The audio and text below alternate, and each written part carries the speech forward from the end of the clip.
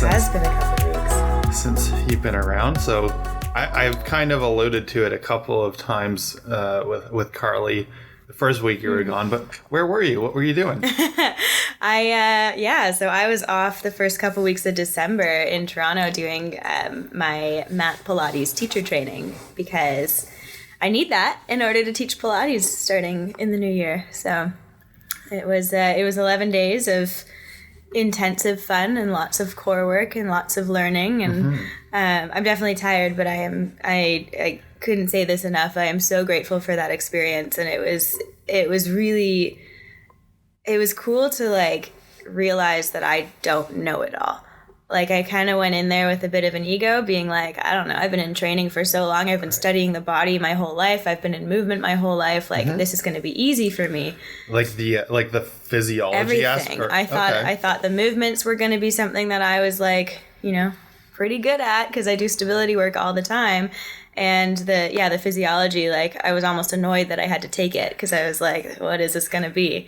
Nope. We learned so many new things. So that was really cool. And I was really humbled by it. I had to put my ego aside. That's pretty much what I'm so blown away by is that Pilates goes so much deeper into the body than any other fitness modality that I've personally studied.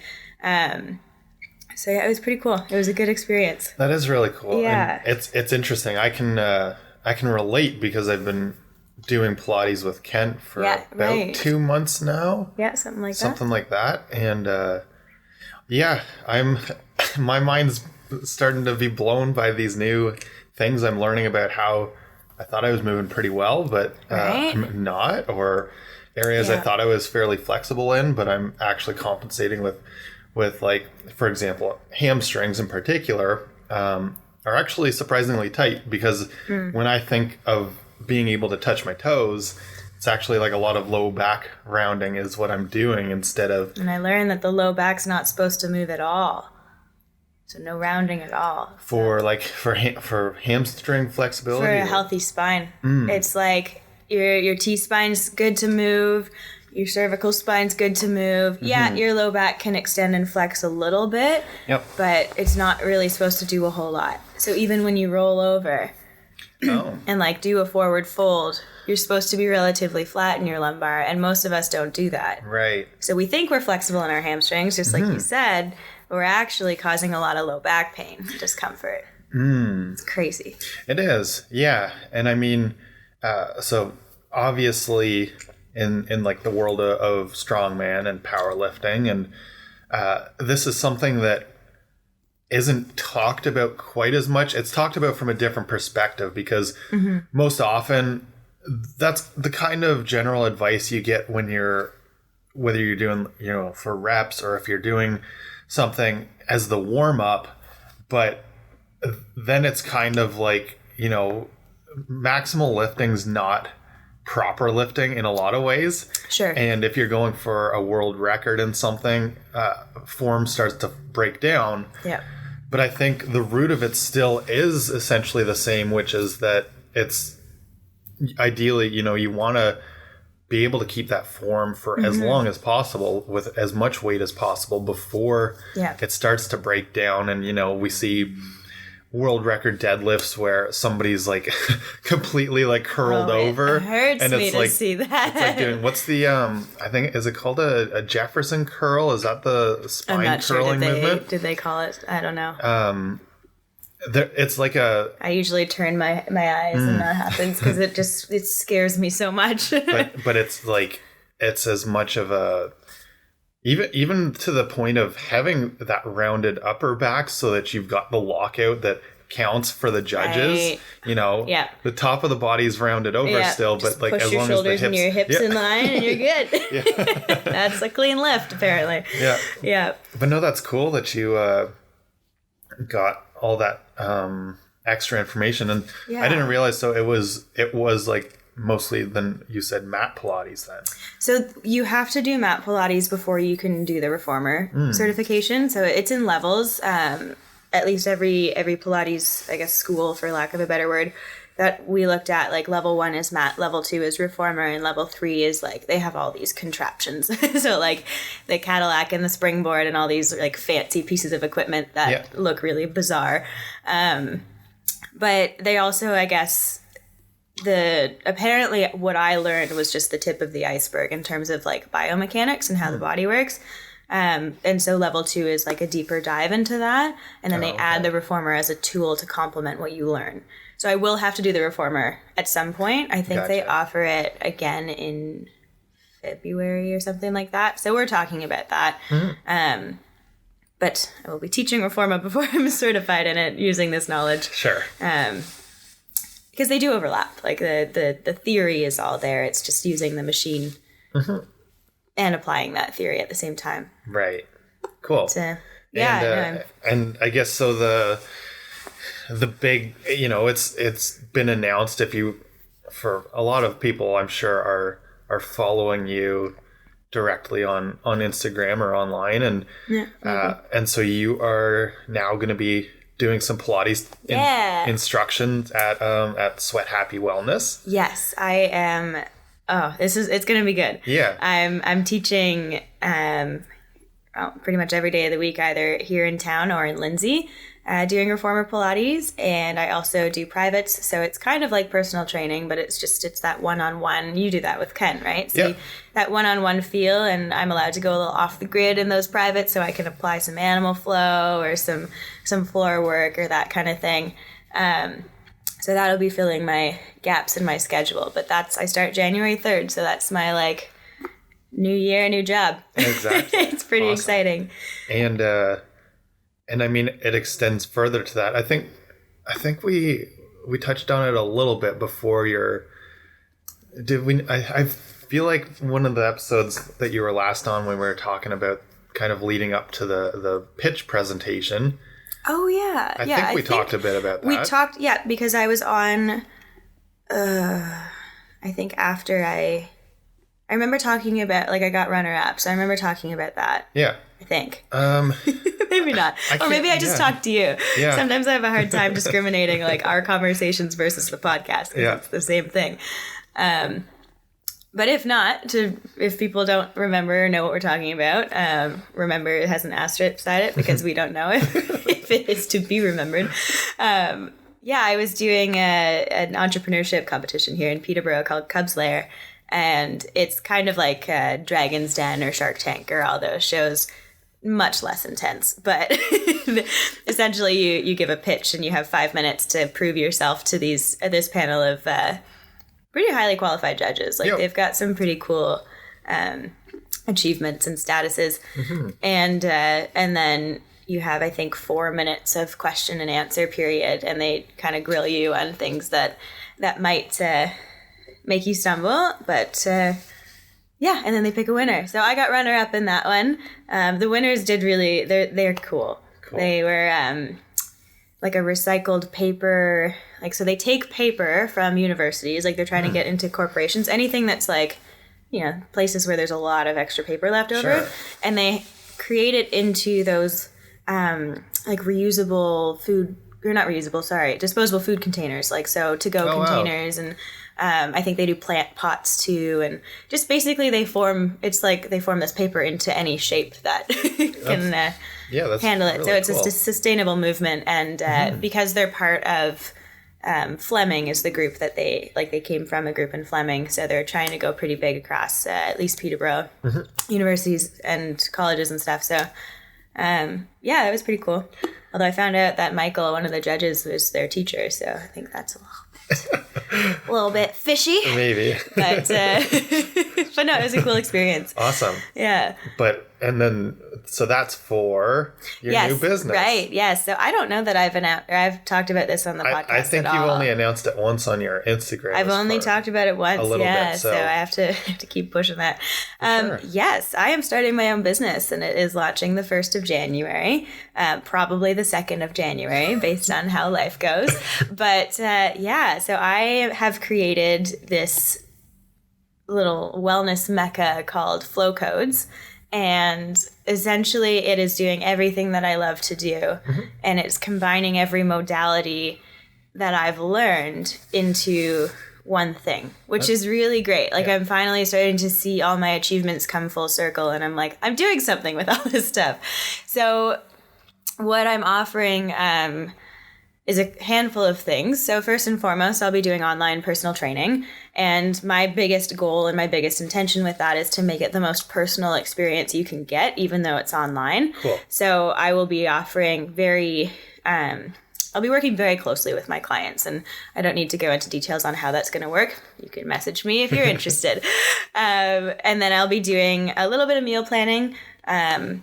So it's not my biggest priority, but I do want to, have 2 to 3 clients a month with meal planning to just help people get on track. It's something that I really enjoy doing with my natural medicine schooling. I've learned how to really individualize people and make sure that I meet everyone exactly where they're at. And so if you're tired of, eating the chicken, rice, and broccoli every day, come talk to me and I will teach you how to eat bountifully and colorfully and abundantly and still reach your goals. Yeah. So that's my goal with the nutrition stuff. And then the big thing I'm calling them the codes.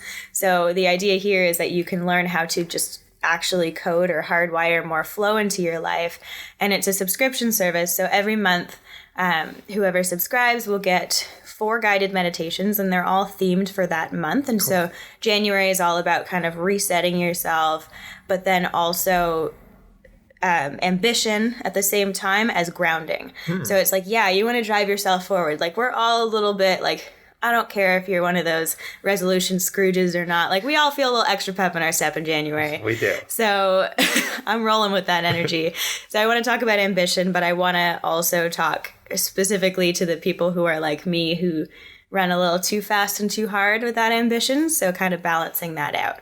So that's the January meditations. And then it'll be a 2-tiered subscription service. So you can just get the meditations for $15 a month, or you can go $30 a month, and that's going to get you the meditations plus breath work, plus a morning routine, journal prompts, a little video from me, and then newsletters and that kind of a thing. Cool. But yeah, so that's my new endeavor, and it is, it feels bigger than me, but I think that that's a good thing. For sure. And I'm really excited. It's going to be good. That's awesome. Yeah. And I've got New Foss Media working hard on my website. There is a teaser page up right now. If you go to flowcodesptbo.com, you can see it has a countdown for when it's launching, which is kind of fun. Yeah, for sure. Yeah. That's really awesome. It's exactly, it's all coming together, doing the things that you love to do. And I think, definitely the attraction is it's all these things combined into one that we don't often see as much of, but it's very much aligned with what you talk about and what you do. So it makes perfect sense. Yeah, I really like to bring a little mindfulness and a little meathead together in one shot. You often find personal training and meal planning together. They go together. They're a thing, right? Yeah. But that's a lot of body and not a lot of mind. And so I really like to make sure that even my training clients to date, I really like to make sure that they're being mindful, they're eating mindfully, they're moving mindfully, so that you can just connect better to everything you do. So that's my biggest mission with this. So even my training clients will be getting the full, I haven't decided if they're getting the full codes, but they'll definitely be getting a lot of mindfulness work one-on-one. Cool.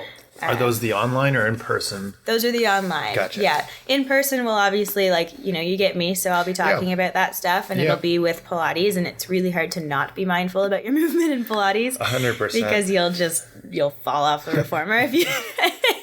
You won't actually, but you need to be in your mind and your body at the same time, which is why I love it so much. Yeah. So that's what's going on for me. Yeah, and so as far as the online clients go, you're still looking for some for the start of the year. Yeah, I just put out my call for that yesterday. And I actually already have 3 leads off of that. So I'm only opening 5 slots to start. So if you want in there, you better contact me now, because things are moving. And I just posted it yesterday, which is exciting. But But yeah, so what I'm looking for really is people who are wanting to work with me long term. So if you think this is a good idea, but you're not quite ready for it yet, that's where you can opt for. I'll have these like pre-designed programs that you can pay, and it'll be a little bit less expensive, and you can kind of play with that before you really dive deep with me. So what I'm looking for is the people who are already ready to dive deep.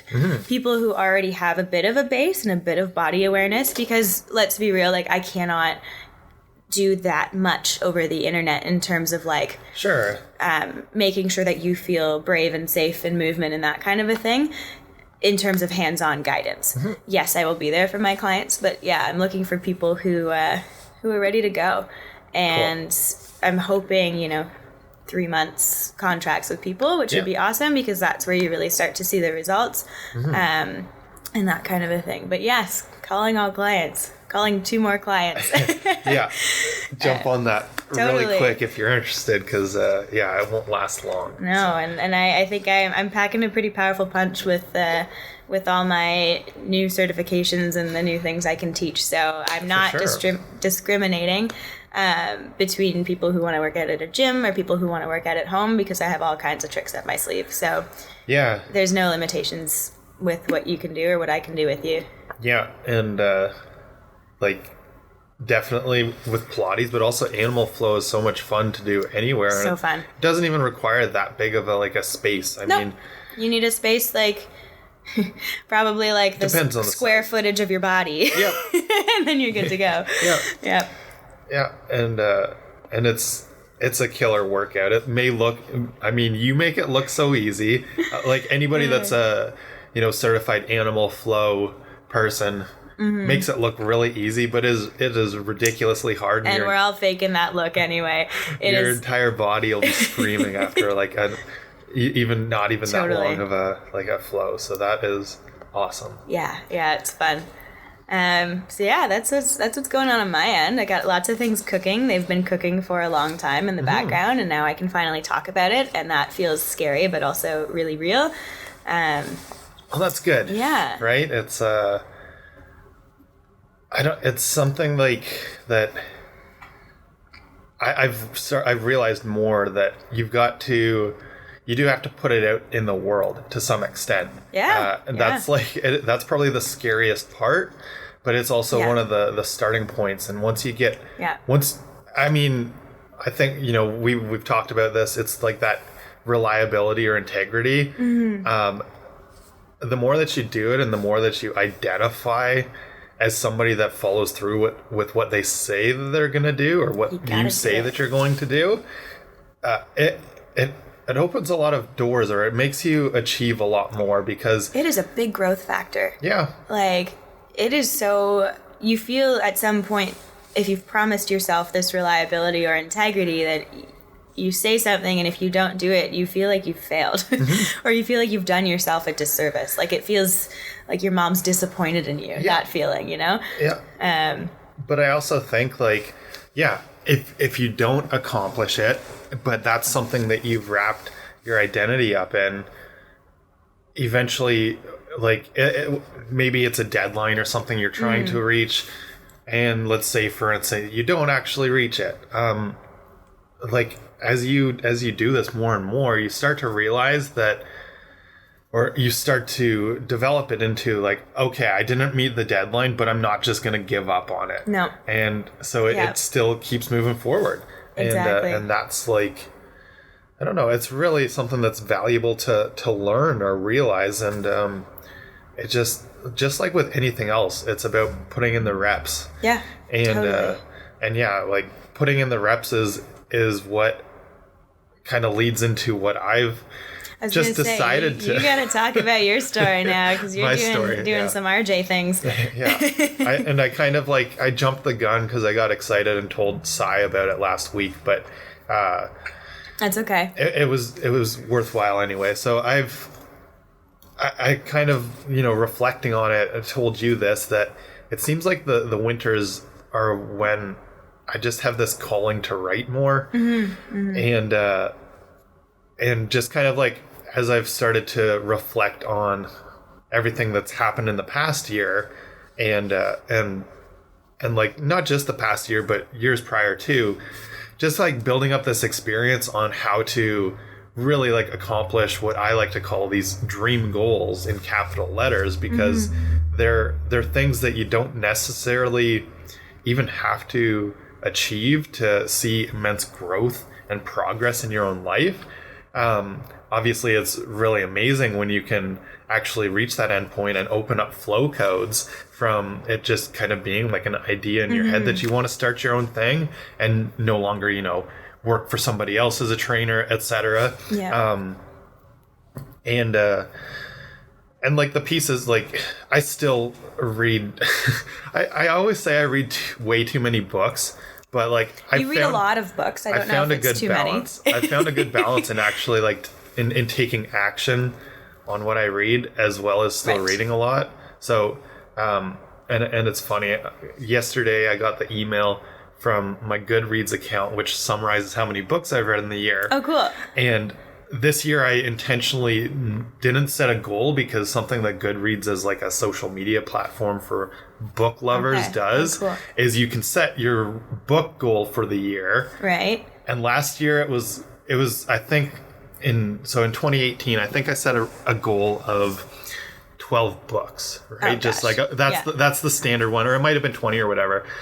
But then like I became fiercely competitive about it, and then it shows you how many books your friends have read. So I ended up reading like 70 books in 2018. I'm not surprised. Yeah. And so I did not do that this year. I ignored that. I'd get the prompt all the time. Like, do you want to set a They know how to gamify goal? that. Yeah. Do you want to set a goal of how many books you're going to read this year?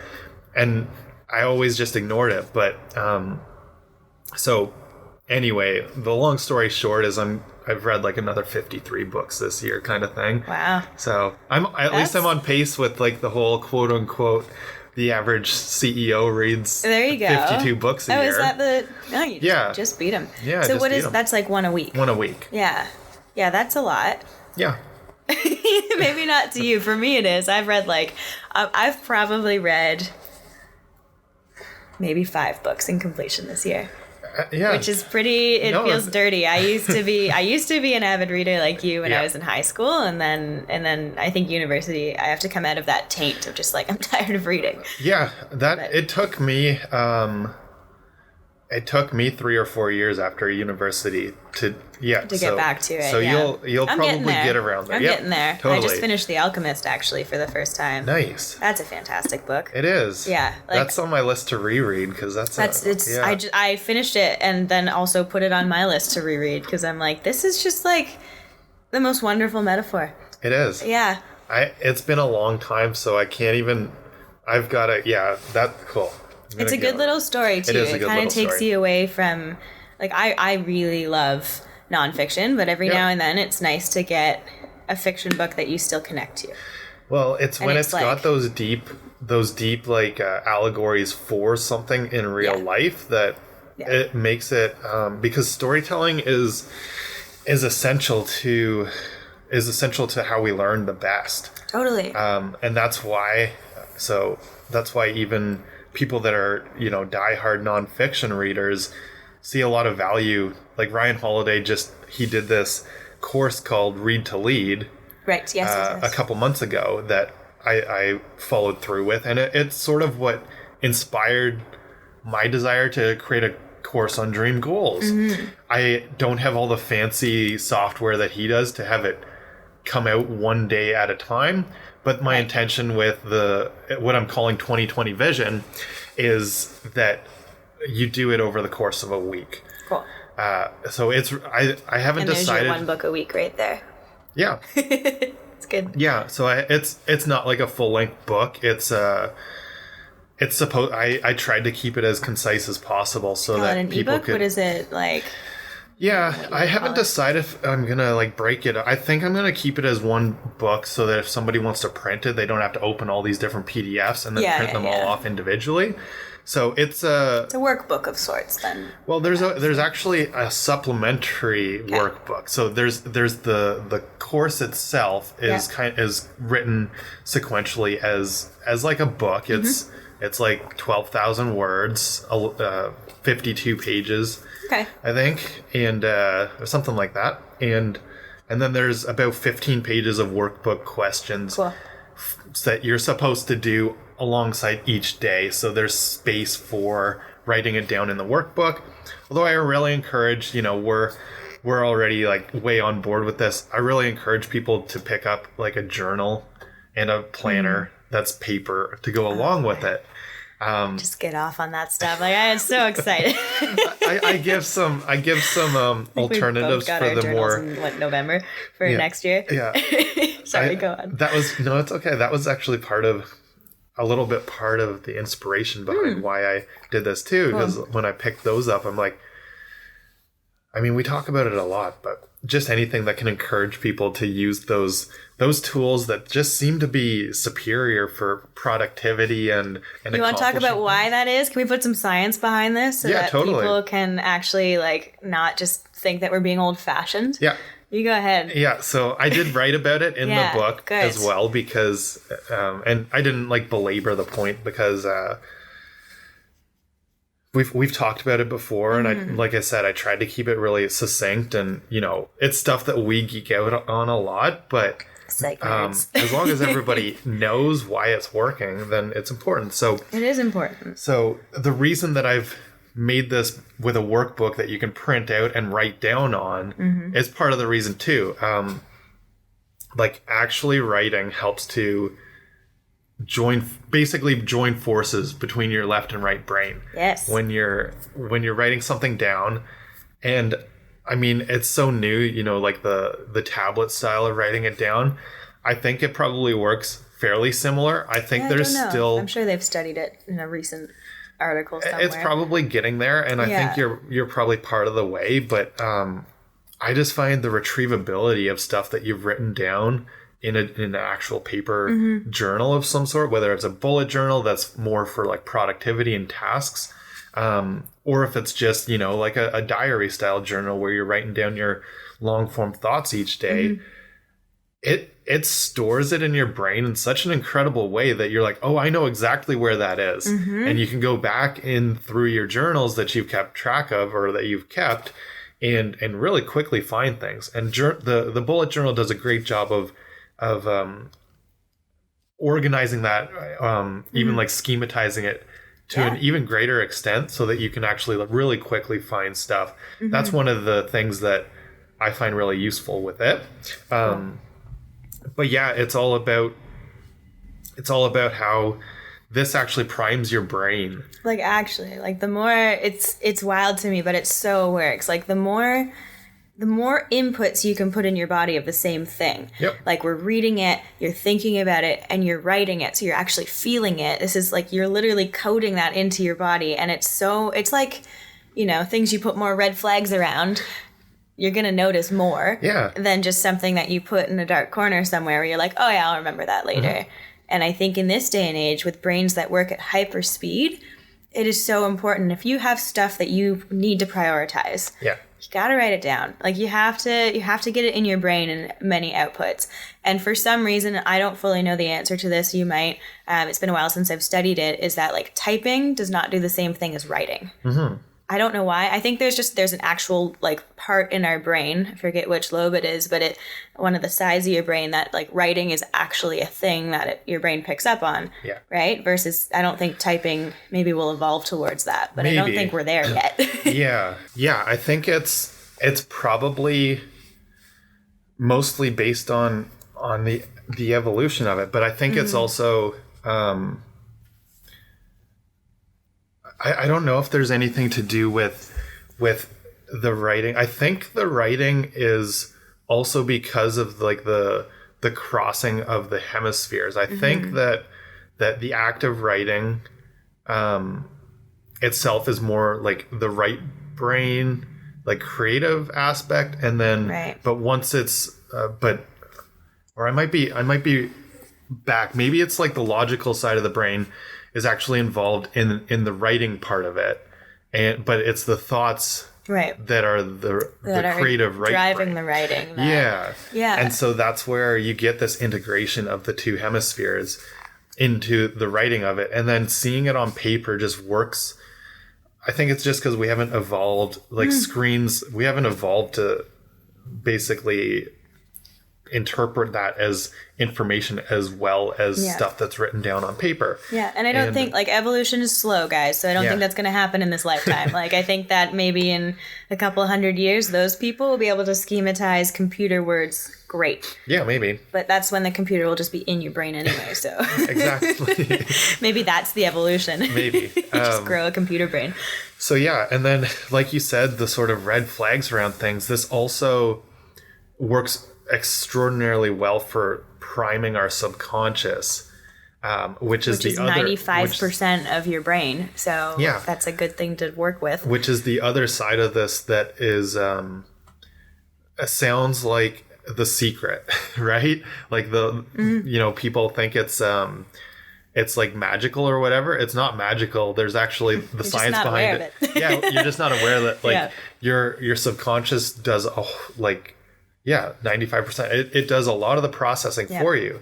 And I did include a couple examples of this in the book because otherwise people think it's just something magical or woo-woo, but it's so when you've got that Amazon package that you ordered that's out for delivery, you see way more Canada Post trucks or you see way more UPS trucks because your subconscious is active on that. Or if you're shopping for a car and the red car, and these are things that actually there's actual research, there's studies that we know for a fact that if you're shopping for a red car, you're going to notice more red cars in your environment. Sure.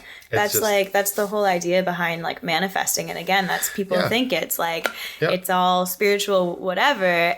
It's just that. Yeah. Like if you intend to create this thing in your life, it goes down into that subconscious, and then you're going to be like, whoa, look at that. It's happening. Yeah.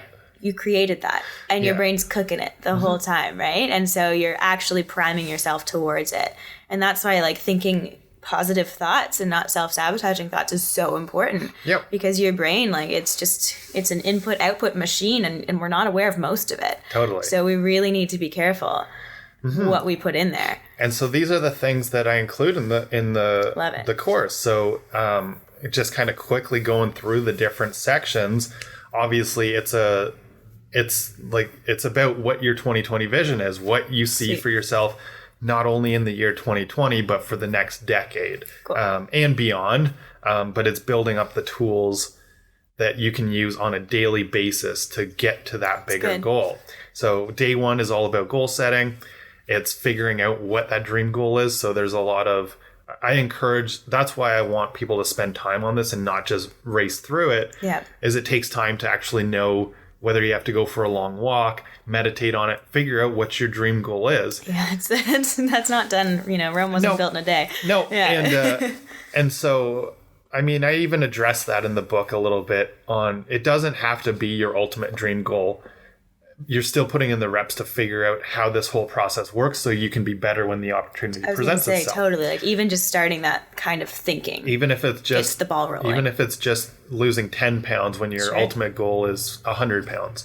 And so then the second part of day one is all about figuring out what the actionable steps are. Good. Because outcome goals alone, in my opinion, and the reason I call them dream goals is because that's not the be all end all. It's all about enjoying the journey that you're on and being able to take action, because that's when you start to find flow, and that's when you start to find meaning, is when you're actually enjoying what you're working towards. Yeah.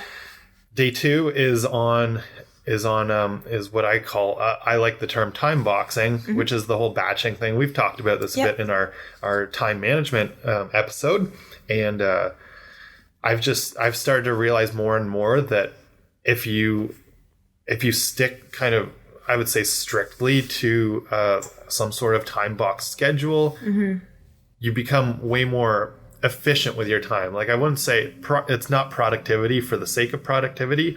It's so that you can accomplish things. It's prioritizing, right? Like it's just dedicating your day to the things that are most important. Yeah. And if you can intentionally set out this time box schedule, that means you have to be conscious of what your day looks like, which means you have to be prepared. You have to have a goal to reach. So it's not just a strategy for like making your day run smoother. Yeah. It's really this strategy to, help you reach something a lot bigger than just the day. Yeah. So there's a lot to it. It's not just a trendy thing, right? No, for sure. Yeah. Day 3 is all about monitoring your energy. So it's so a really key thing that I've learned this past year is basically, you know, without energy, nothing gets accomplished. Yeah. And if you're running all the time on a 6 out of 10 on your energy scale, you're really you're really not maximizing your potential, whether it's your creative potential, your productivity, whatever, your leadership potential, how you're perceived by other people. And then it gets into a little bit more of what I kind of consider filling in some of that time box schedule with things that are going to help you towards your dream goal more. So the next day, I think we're at day 4, is movement, nutrition, and hydration. Very simple things, because you know it's something that requires coaching for your specific needs. So they're just like extremely simple tips on movement, nutrition, and hydration that I think anybody can accomplish with as minimal, you know, interruptions to their life as possible. That's what people need to realize, is that it's not going to take over. It can. Some people like that. Yeah. But it doesn't have to. No. I myself work out max 50 minutes. Like I don't do. People think I'm in the gym like 3 hours a day. And I'm like, no way. Yeah. Like, and you can be efficient with this stuff. And then the final 2 sections are on some of the stuff that's deeper that we've kind of just touched on. So gratitude and optimism is a day. And with that comes those affirmations, because and especially I like to write down the affirmations, and just what we talked about, it primes your subconscious to look for opportunities in your environment to accomplish things that you think are impossible, essentially. And gratitude is also really key to that. Yeah. Like John Travolta, we were just listening to a podcast with him on Tom Bilyeu. Cool dude. And he was talking about hanging up on the negative person. Yeah. And that's kind of like, you know, I think gratitude and positive thinking, it doesn't come natural to everybody. No, but it's a practice, and it's trainable. Yeah. And the more that you practice it, the more that you're like, once again, like energy and positivity. There's research showing that people that are that have more gratitude in their life have higher energy levels. So it's like when you like rub your hands together and things get hotter, right? Yeah. Like it's that. I'm getting excited for some reason, but it's. My mom always said energy gives you energy, and I never really understood that until I started to get deeper into this stuff. And then I'm just like, actually, the more that I practice, you know, gratitude, and the more that I choose joy, the better it gets. Like, it's way more exciting, and that's that same, like, you're making friction. Yeah. But I want to, on that point, share a really practical tip. So I was listening to, I rode the train back and forth, to Toronto from Oshawa. Also, just a side note, if you ever have to drive to Oshawa, that parking lot will be the death of you. Like, one day, if I get cancer, it's gonna be because of the stress that was induced in me in the Oshawa GO station parking lot. Oh, really? Oh my gosh, it's like Boxing Day every day. It is the worst. So, just know that. Yeah. But on that train ride, I was listening to a podcast from Elevate the Globe. I really like them. And they shared, it was like a small tidbit in that they have what they call a lobby talk at the very end, where they just kind of hash out a few things. But it was so valuable. I forget what they called it. There was a term for this. But it's this like really easy practice on basically how to spiral yourself into a good mood. So there's some sort of science behind it. And again, I just took the practice and ignored all the science behind it because I was like, I need this right now. Yep. Set a timer you need, I believe, 78 seconds to be in a better mood. Okay? That's not a long time. No, That's a minute and 18 seconds or something like that. Yeah. But you spend the first 17 seconds thinking of anything that brings you joy.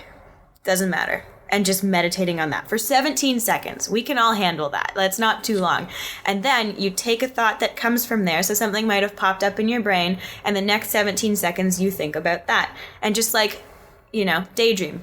Put yourself in that situation. And you go through these 17-second intervals until you reach that, it's whatever the multiple of 78, 68, I don't know. Yeah. Just over a minute anyway. Cool. Of gratitude. And it works. Like, it instantly puts you in a better mood. Yeah, you have to drop your ego with this misery loves company thing, because like I was in a grumpy mood when I listened to it, and I was like, I don't want to do that. So stupid. Yeah. And then I was spiraling the other way. So I was like, you know what? Let's do it. Yeah. Instantly shifted. Cool. Like, it's not hokey. It really works as long as you actually focus, right? Yeah. But that's such an easy tip. So For sure. what is that? Day 6? That's I think that's day 5. Day 5. Yeah. Day 5. Day 5. Spend a little over a minute thinking of happy things. For sure. Yeah, Easy peasy. It's I actually tie it in with the 5-minute journal. I'm not sure if you're familiar with it, but it's been extremely effective. So there's three steps to my, like, the gratitude practice that I'm not going to call it my gratitude practice, because I've kind of learned it primarily from Tony Robbins, his perspective. So it's like past, present, future kind of gratitude. So you're reflecting, or future's interesting. Yeah, so that's where it ties into the dream goal, right? So you're looking forward to something. Right. But I find that most people practicing gratitude are always looking forward. That's where the present moment may be like enjoying, the salt lamp that's in front of you. Yeah. And then the past is like a relationship, somebody you're grateful for, an experience, something in the past that like, and that kind of is a more balanced gratitude aspect. So that usually takes no more than 3 minutes. You kind of like meditate on each one. And writing it down is something that I find, once again, is more powerful, but then you take the time to think about it, and it ties in. Then you do the affirmations, and you also, with the 5-minute journal, there's also the power list, or like the 3 most important tasks to get done. So it kind of combines it all together into one simple thing that only takes 5 minutes of your morning. Yeah. And then the final day is there's another bonus section on like stress control, but the real final day is on reflection. Because it's good. Reflection is so important on this whole journey. For 2 reasons. If you're starting to like get down on yourself or discouraged, when you look back, and this is another reason I really like paper journals, you can look at how much stuff you've done in the past, whatever term, whether it's the past 3 months. So the reflection process actually is there's the daily one, which is actually sort of based on kind of the thinking of like Ben Franklin and Winston Churchill. He had this sort of quote that essentially asks himself each day if he was an effective person that day.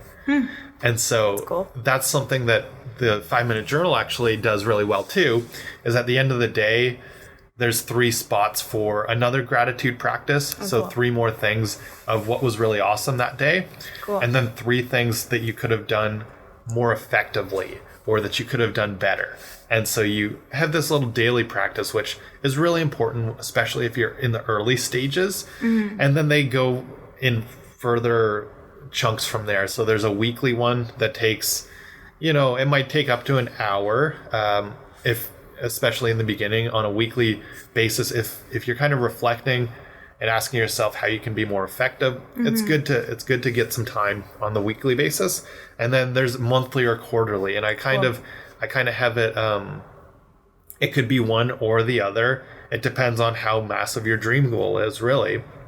If it's something like getting ready for a bodybuilding competition, you probably want to do a reflection monthly, right, to make sure that you're still on track. Yeah. If it's something like opening, or in the past, well, for me, like opening Flow Spa is one of the examples I use throughout the book, or the course, and that was more like the quarterly works better because it's over like a year a lot of stuff and building. a half. Yeah, exactly. It takes a lot longer. You won't see as much progress on a monthly basis. Yeah. So quarterly works better. I think that's a really important point for people to just sit on right there, is that you're not going to see a lot of progress on a monthly basis. No. And that doesn't mean that it's all like gone to shit. Yeah. You know? Yeah, the bigger marinate in that for a second. The bigger the dream goal, like the longer the process, and that's why the whole 2020 vision's not about the next year, it's about the next decade. And the whole quote of, I think this is another Tony Robbins quote originally, or he might have got it from somebody else. Some people shift the time scale, but you overestimate what you accomplish in a year, right, and you underestimate what you can accomplish in a decade. Yeah. Some people say like 5 years, some people say 3 years, whatever. A large chunk of time. It's a large chunk of time. Yeah. It's larger than a year. Yeah. And that's where like the final step of reflection is an annual reflection, which is where I encourage people to either write like a letter to yourself, or post it as a blog post if you're into sharing it with the world, or a vlog. Putting it out in the world is interesting, but writing it, even this requires going back through all of your journals, all of your time box schedules for the year, seeing how ass kicking you were with everything that you've done. Like, it blows your mind if you actually are this. It does take some time to build up this sort of discipline towards it, because it's a lot of like type A stuff, and not everybody's gonna jive with it at first. It becomes easier the more that you do. Again, this it's a daily practice. It's all a practice. Yeah. And on that yearly basis, I basically say it's like a chapter in your story. So the reason for this may be just purely for the reflection, the way that the Stoics like to reflect on things, but it may also be because you one day want to have a memoir or whatever. Sure. Or maybe it's just to pass down to your kids, like, and your grandkids. It doesn't necessarily. Or maybe it's just to pat yourself on the back for a second and like take a moment to pause, right? Yeah. Like, it's all these things. Yeah. Because if you don't do that reflection, and I think you even sort of mentioned it in the beginning, it's the start of the new year kind of thing. Yeah. If you don't take that time and ground yourself, you'll burn out. Yeah. Yeah, exactly. And that's where reflection is very valuable, as like kind of that, just a little bit of like self-care time. Exactly. Yes. Yeah. It is so important, to me, that we look at self-care like outside of bubble baths. Like, a portion of self-care for me yesterday was paying all my parking tickets off, taking care of myself and taking care of my life, and making sure that my finances are aligned so that I'm setting myself up for success. Yep.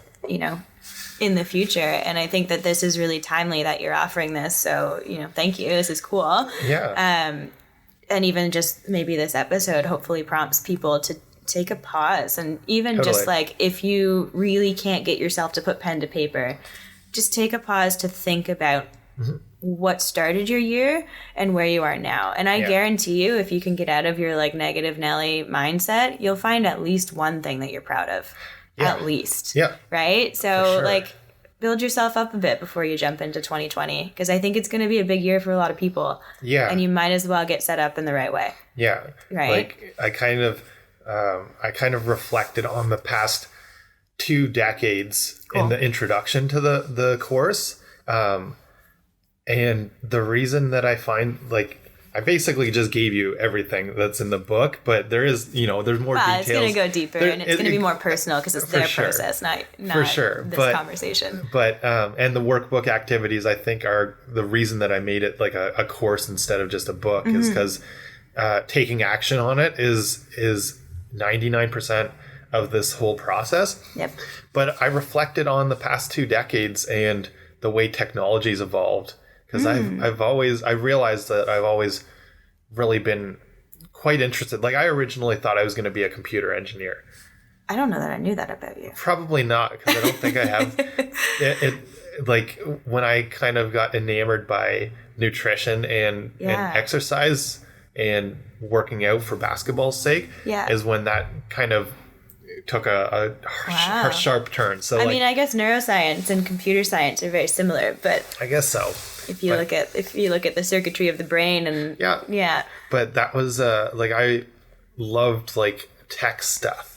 And so so funny. It's funny. The introduction, it's kind of a weird introduction in a way, but I think it makes a lot of sense because I reflect on how vastly different I can recall like technology being from the late 90s when I was playing like Magic School Bus computer games and stuff. And I don't know, that was a thing. That's funny. Yeah, no, they were awesome. To where we're at now, where technology is amazing. I have the opportunity to share stuff. You have the opportunity to share stuff through flow codes, like through an online business. Yeah, it's wild. But if you don't have the right, I'll call it discipline again. If you don't have the right strategies in place, you're just going to be scrolling through Instagram instead of actually doing the work that's going to make your dreams come true. Totally. Yeah. So that's the thing. Like we all have this opportunity to really do cool stuff, but we need a toolkit in place. And you have to support yourself. To support yourself and not just get distracted by it. Mm-hmm. And that's where, part of our sort of passion, enjoyment, or philosophy around digital minimalism ties in quite a bit, and all of this stuff kind of comes full circle to a toolkit of things that will help you actually achieve your dream goals. Cool. Yeah. So if anyone wants to dream in 2020. For sure. That was like kind of long-winded. But, no, but those little nuggets are so important. And I think even if you don't, dive into this course, like if you're just not into it, I think that you can still pick something up from what you said. So it's cool that you're offering that. But I highly 100%. Recommend to dive deep because this is a really good time of year to do that. Yeah. And like I've also recorded videos for each day too. Nice. Good. Yeah, kind of just it's very different from any other thing I've put together. Like I did the strongman training course or training program that was it was essentially like a book. It was 300 pages in length. Damn. It had much more of like a narrative structure to the seasons of strongman. Yeah. And it didn't have like a lot of other stuff. It did have like, the different training programs. So for like beginners and intermediates, but like a lot of bonus stuff, but not like the workbook stuff that I find, like you'll even find, because book Yourself Solid, that book that I gave you and Jordan, like, a lot of people are doing it, and I think it's such a cool move because, like, some people have it in themselves already to take action on what they learn in the book, in a book that they've read. And I know a lot of the smartest people say if you're not taking action on the book you've read, you've just wasted your time. Let the mic drop for a second right there. Yeah. Seriously though. And so that's something that it's cool that a lot of these books that are coming out, even in the past year or so, a lot of authors have started to realize how valuable this is. And, there's additional downloadable workbooks and stuff. Yeah. People need help with that application, right? Because I think it does get overwhelming of just like, it's an open circuit in your brain being like, I don't know where to put this information, but that you kind of get that anchoring with the practical application. For sure. And for those of us that are no longer in school but kind of missing it, it's like it's fun to have that sort of structure back in life, right? Yeah. It's like I've got something to do. Yeah. Book plus workbook equals success. Let's go. And it sometimes gets tiring. Like I try to do sort of book summaries or book reviews of every book that I read, but I've kind of gotten way behind schedule, and even the workbooks, because when I go through so many of these books, and now a lot of them have activities that you gotta digest it slow, right? Yeah. So that's where I'm still trying to find the right pacing for myself with everything that I read. As long as I'm taking action, though. Sort of first, the create before consume once again. I find that sort of satisfies the balance because cool. I forget, I'm paraphrasing it, but Seneca had a quote that really stood out to me a lot about this that I really liked. He talked about somebody that just reads becomes sort of like soft and mushy, and somebody that just writes becomes too rigid. Mm-hmm. And so you got to find that. Quote. I think so. I forget which episode it was, but you shared it somewhere. Yeah. As I opened the door and it said closed, and I heard silence, instantly I remembered it's Thursday morning. Yeah, we're going to feeture you on the podcast. Thursday mornings. It'll be Wednesdays after the new year. Yeah, we're going to shift into Wednesdays. Ooh, 2020. 2020 Wednesday.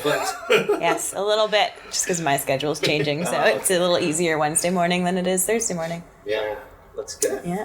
2020 is going to be good. It's going to be good. For sure. There's no doubt. 2040 you could do it, 2040 vision. So 20 years from now. Yeah, when we get a little sharper. You could do it from your Cuban villa. You moving to Cuba? Is that part of your dream goal? Get his big Cohiba, he's like, 2040 vision. Yeah.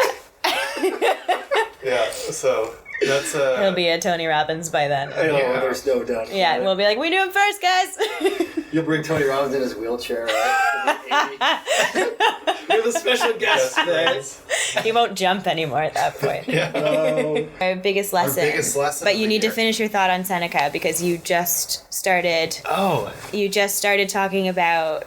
I don't know how you're gonna throw this together, but if there is a pause in there, it's because Tony came in and wished us a Merry Christmas. But what's up, Tony? I know hey, you're Tony. listening to this. Yeah, you're probably still hearing us.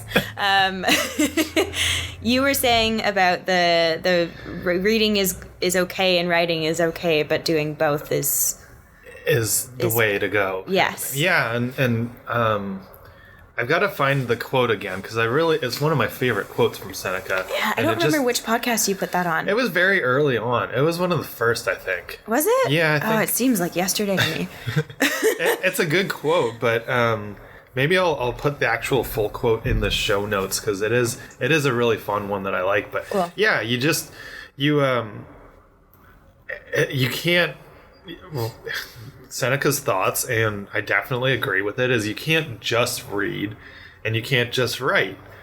You've got to combine the two so that you're getting some inspiration from others, and you're also creating something of your own. Yeah. And kind of, just weaving it together is just really, I don't know, it's really that whole thing we important. just talked about, that left and right brain integration, right? And totally. And ultimately writing is creating, regardless of whether or not you're following a prompt, like a writing prompt, you're still using your own content, right? Yeah. So it's still that creative process in a way. Yeah, well, and another favorite book from this year was Creative Calling, right? Mm-hmm. And I've talked about it a bunch, and like the whole idea, the central idea that Chase Jarvis has with that is that everything's a creative task, whether you're programming code on a computer, whether you're knitting bow ties for Christmas presents. My gosh, don't even, I hate sewing. I have learned that I hate sewing.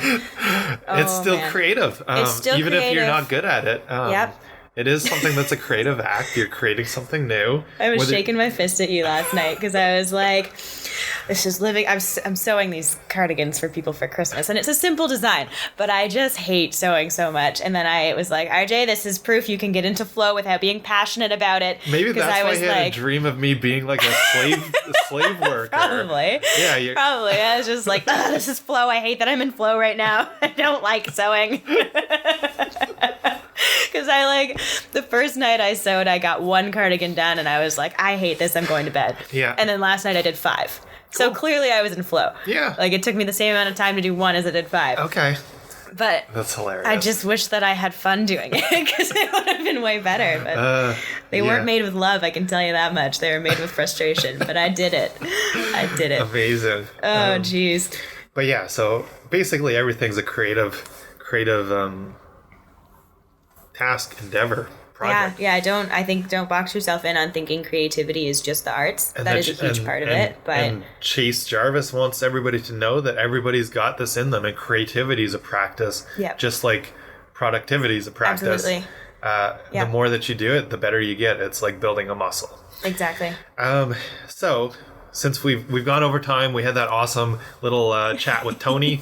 Let's do this. Is going to be the last podcast of 2019. Yeah. We're going into 2020 with, I think, bigger and better goals with the podcast. Gosh, yeah. And fired up for Who knew where continuing this on. was gonna go? I didn't. Yeah. Right? But let's keep going. So, yeah, for sure. I think one thing that, I mean, I've got way too many lessons. So what's the big business lesson? I heard this on a podcast, and it's the question, what's like the biggest business lesson you've taken from this past year? Yeah. And I've got so many. I've got some that like I kind of talk about that have kind of become enmeshed in me as personal rules. The big one is, I guess one of the most important that I like to share now is never make a decision on the same day that it's presented to you. Always Yeah, sleep you on talk it. about that a lot. If something is so good that you've got to decide and act on it today, or the opportunity's gone, Might be a little impulsive. yeah, Yeah. think about it, because you might get burnt with it. But so that's kind of, I'm going with 2. That was fine. 1. Yeah. Number 2 is the one I really want to focus on, and that's it was a really cool idea. There was I think a Matt Diavella YouTube episode on it, and he's become huge. I think he's only been on YouTube for a year, but he created the documentary called The Minimalists with yeah. The Minimalists. So you've probably seen that one on Netflix. It's Netflix, yeah. That was Matt Diavella who created, produced, etc., filmed it. And he's got over 1 million subscribers on YouTube in 1 year. And he had this episode called The 3-Year Rule. And it was based around these 2 guys from Australia that started a podcast, and they committed to doing it for 3 years. And because basically, once again, with the whole underestimating what you can accomplish in 3 years, 10 years, whatever, versus overestimating what you can accomplish in 1 year. And I think that applies to basically anything you do. So if you commit to 3 years on whatever you do, it's gonna be real growth. If you stop after a year, because most people are like, well, I'll just dip my toes and see how it feels. But 3 years is commitment, so you gotta be reliable. Yeah. And I think Cool. that's the one. Like I didn't know this before opening Flow Spa, but I guess my grandpa had a philosophy that it takes 5 years to see if a business is gonna be a success.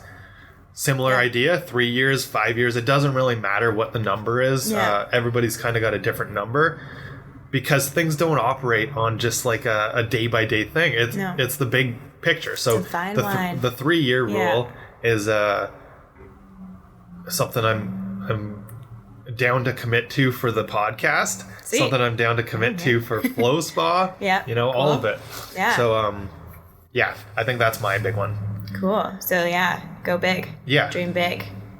Dream big and at least commit to it for 3 years. Yeah. I like that. Yeah. I think that's really important, especially in this day and age when everything's so high paced and so fast. Like we forget to slow down and like nurse it and enjoy the experience. And I think giving yourself 3 years, it kind of lets you, sink into it. Let's go. For sure. Yeah. Yeah, and that's where reflection comes into it too. Yeah. Like you've still got a lot of trail left on your journey. So don't get down on yourself. Huge. You don't know yet if it's only been 6 months or a year how things are going exactly. Like you might have noticed a trend, but if you've got that commitment and you say that you're going to stick to 3 years, keep going. Yeah. And I think that your dreams, it's kind of like this, like a reverse funnel where you start small and then like you start to realize your capacities grow bigger and bigger. And then over the 3 years, like you level up, right? It's not just the same journey for 3 years. You don't go into it with that mindset. It's like, okay, here's year 1. Here's month 1 of year 1. Yeah. Where are we going? Yeah. Right? Yeah. For sure. Cool.